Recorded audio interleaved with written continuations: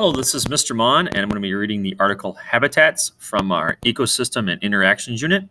The first thing I want you to notice is up here, the caption for the snow leopard says, "Snow leopards are found in the Himalayas, a mountain range in Asia. Their habitats are cold and dry with little vegetation and mostly rocky terrain." The other caption says, "Organisms get different things from the habitat they share. This helps each species avoid competition for resources. For example, both leatherback turtles and dolphins frequent the deep sea. But while leatherback turtles prefer to eat jellyfish, dolphins eat a variety of sea animals, including fish, shrimp, and squid. These species can occupy the same habitat without competing for the same resources." Reading the article about habitats. Here we go. Every organism needs a habitat.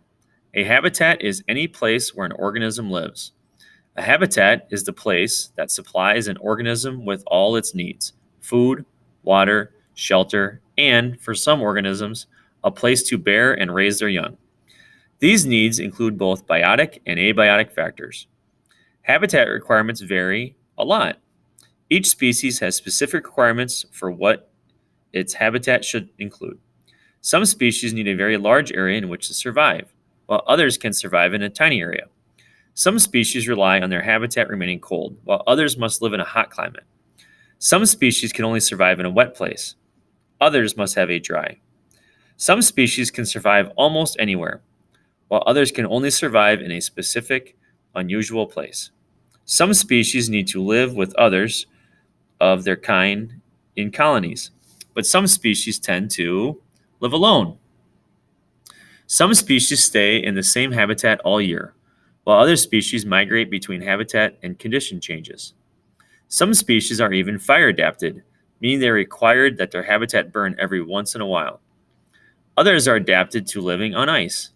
Some live in high places and others live underground. What makes a great habitat for one species might be a terrible habitat for another. While organisms have a specific need for habitat, organisms can cause their habitat to change. Sometimes the change makes a habitat better fit their needs. For example, beavers chew down trees and use trees to create dams and lodges. These structures provide shelter and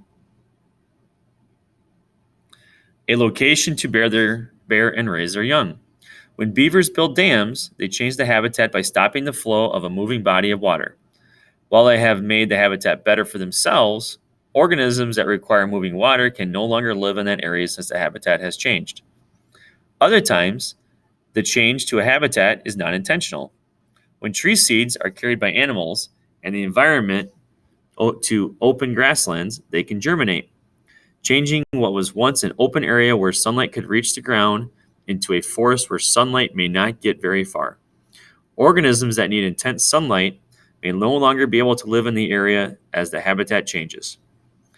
Often when people talk about habitats, they talk about areas like forests or fields. However, habitats can be many different sizes.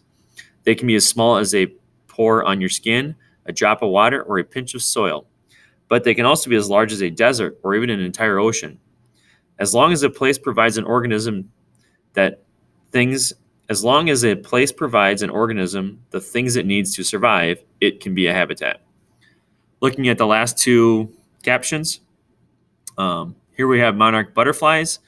Some organisms periodically change habitats. For example, these monarch butterflies change habitats during the winter months, moving to areas that are warmer.